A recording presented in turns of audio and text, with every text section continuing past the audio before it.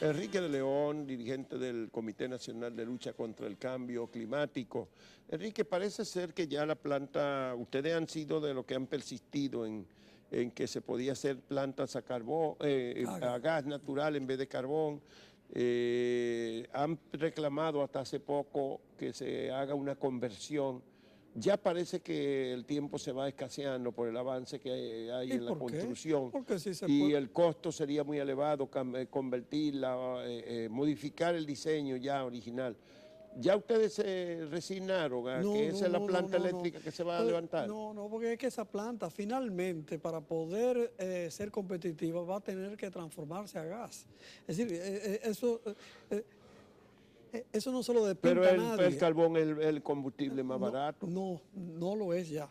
No lo es porque es más barato porque no se paga los daños que él produce, pero ya la sociedad no está dispuesta a aceptar eso. Entonces, el gas, la conversión a gas natural de Punta Catalina es factible aún después de haber concluido, con más razón antes. Y no es cierto que va a suponer grandes costos o dificultades técnicas para su conversión, eso no es verdad. Es decir, la mayor parte de las plantas de carbón de los Estados Unidos que todavía han seguido funcionando, lo que hicieron fue convertirse a gas. Nosotros tenemos documentación sobre 74 empresas norteamericanas que transformaron, incluso con una tecnología mucho más avanzada de carbón a gas natural. Ahora mismo en Jamaica una planta de carbón se está cambiando a gas. Bueno, pero ustedes no han persistido a pesar de que las autoridades dan garantía de que están instalando una tecnología que eleva costos, pero que permite controlar el daño del carbón. Mira, eso es un solemne cuento. No es verdad. Esa planta es subcrítica, es decir, la tecnología más atrasada que tiene, igual que el Itabo, igual, la misma tecnología. Lo único que tiene de diferencia es que han introducido un filtro seco electromagnético que retiene partículas. No el filtro que correspondería, que sería húmedo, pero aún suponiendo que hubieran instalado el húmedo de la última generación, nosotros tendríamos por lo menos 100 toneladas al año de micropartículas.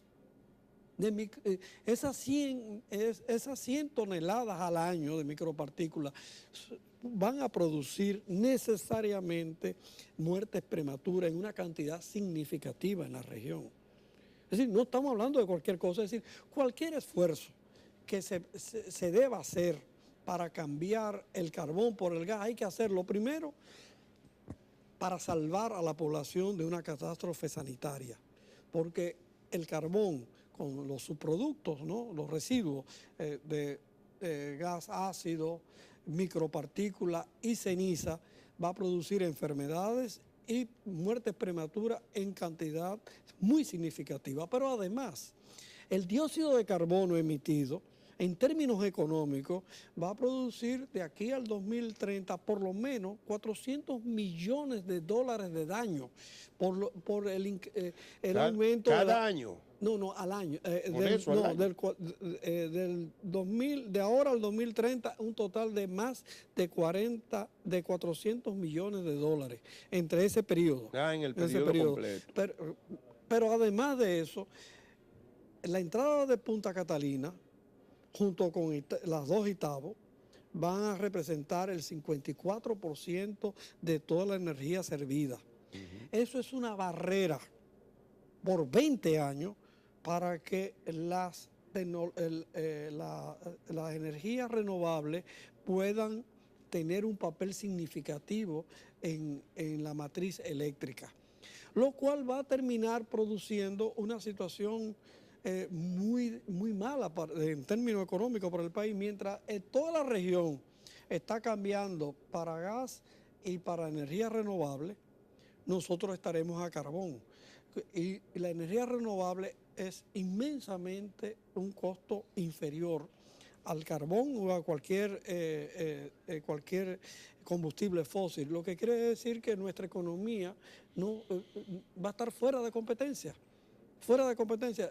Cuando nosotros tenemos, y eso es lo que hay que valorar, nosotros no podemos apostar por el carbón cuando podemos transformarnos en una potencia solar.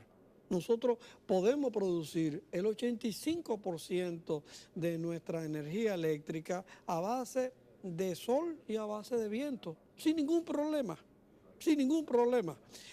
Y se ha comprobado que la energía producida a base del sol, su tendencia es al cero costo.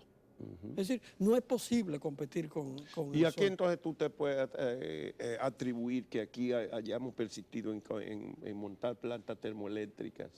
Si esas plantas de energía natural, de sol y viento, pueden ser tan eficientes. Bueno, se debe a dos razones. Primero, el financiamiento político sobre la base de la corrupción, que vio en Odebrecht en el carbón una gran oportunidad de la sobrevaluación de alrededor de $1.000 millones, puede ser más, puede ser menos.